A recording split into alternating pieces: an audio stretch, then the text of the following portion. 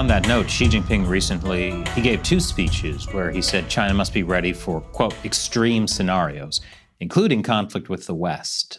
What would a military conflict with the West look like? They're trying to keep this unrestricted warfare below the threshold of war, but it sounds like a war could accidentally happen. It sounds like someday they might actually want a war. Well, I think that he's messaging at least two groups of people.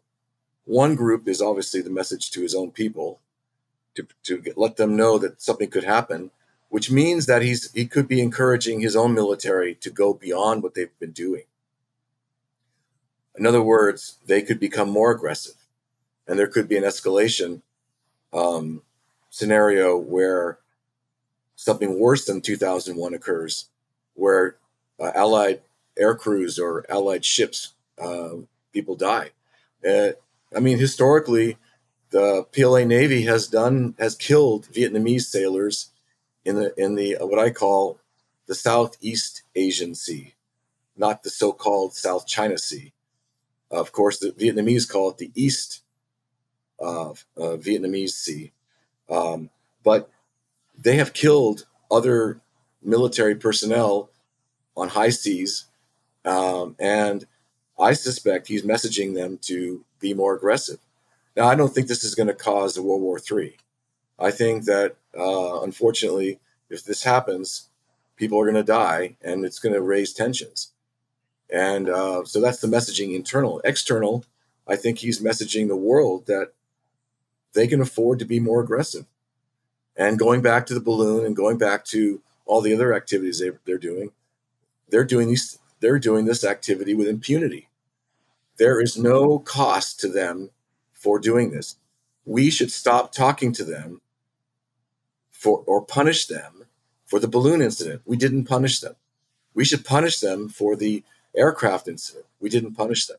We should punish them for lasing our aircrew and blinding our personnel. There's no punishment involved. So they're encouraged to continue this activity, and they're going to continue it. And unfortunately, with the messaging that you just quoted, it seems to me that it's going to get worse because he wants it to get worse. It's nothing a little diplomacy can't solve. It seems to me that what Blinken is doing is kowtowing. I mean, if you know the history of that word, of just a very quick digression, kowtow was an official process for you to approach the emperor of China during the Qing dynasty. And they learned it from previous dynasties. You had to prostrate yourself several times in front of the emperor. And once, if the emperor approved your approaching the emperor, then he would signal that. But we're talking getting down on your knees, getting down on your face, and putting your face on the ground and doing this prostration thing. That's kowtow. That's kurtow. And I think that's what he's making the U.S. government do, even though they're the ones who are doing the aggression. But we're trying to open up a dialogue, and we don't punish them.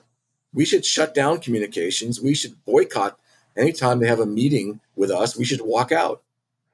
There's no consequence for their activity. The reason that kowtowing worked during the Qing dynasty is the Qing emperor was incredibly powerful, right? And people understood that, okay, like I'm nothing compared to the power of this imperial dynasty. But in the case of the U.S., like the U.S. should realize that when it comes to economics, when it comes to military and probably other factors, the U.S. is still at a strategic advantage and is still more powerful than the Chinese Communist Party. So really just thinking about it that way, let alone what's, morally right or right according to our values, like just even in terms of the power dynamic, it's just the wrong way to go. Well, you should advise the State Department, because that's exactly what the issue is. I mean, I have some major concerns about the State Department and some of the other people in the administration. I mean, prior to showing up to working for the government, Anthony Blinken was part of an organization, a company that did a lot of investment in China. A lot of these people have had a lot of experience investing in China. I have suspicions about their intentions, and they're doing everything they can to engage China, and China is playing hard to get. It's a strange, and like you said, it's strange that we're playing the weaker player. This is wrong. I mean, a lot of the people in the Biden administration are, they used to work for the Obama administration as well, guys like Kurt Campbell. And definitely back then, the policy was find out what angers China and don't do it. Well, Newsweek came out with an article in 2021 analyzing a lot of the people in the Biden administration and their connection with China, and it's quite pervasive. And Kurt Campbell is one of those people who, prior to working in the current administration, the 4 years of let's say, the intermission between Obama and Biden, they were heavily engaged in business in China.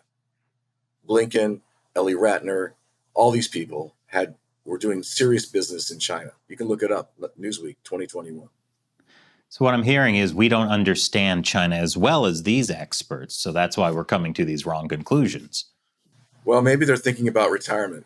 Getting back to the diplomacy angle, which is that if, the Biden administration has this idea of relentless diplomacy. But one of the challenges is you have to figure out what the goal of diplomacy is. Yeah. And I think that diplomacy is not its own end, right?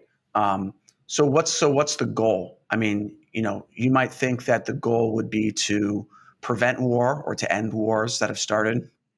You might think it's to protect the American public, to protect or to stand up for American values, or it might be to protect business interests.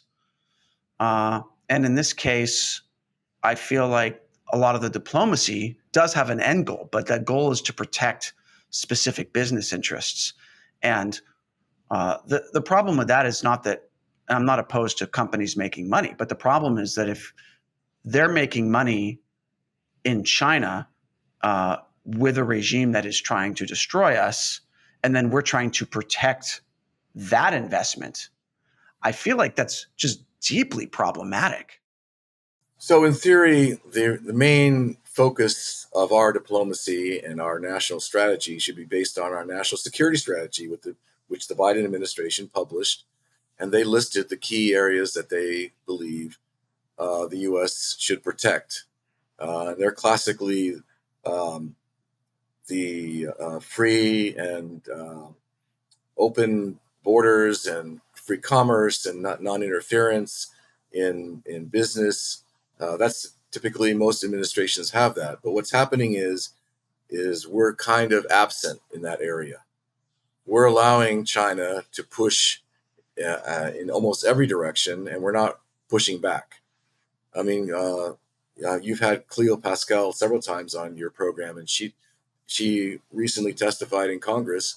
She talked about a strategy of a block and push. So we should be blocking China's malign influence, and we should be pushing our agenda, which is basically allow people to do normal trade and other activities. But we're just absent. We're absent in so many different areas. The South China Sea, China's continuing to be aggressive against. Recently, there were incidents. I think it was with the Philippine Navy. They wanted to replenish one of their little islets that had a ship on it with their sailors, and the Chinese Coast Guard prevented a replenishment activity. And we say nothing. And we do nothing.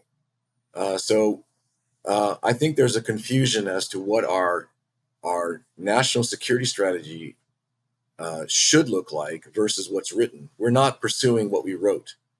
We're basically allowing China to encroach on every dimension of the world, diplomatically, financially, psychologically, even in the military sphere. I mean, we're just letting them go at it.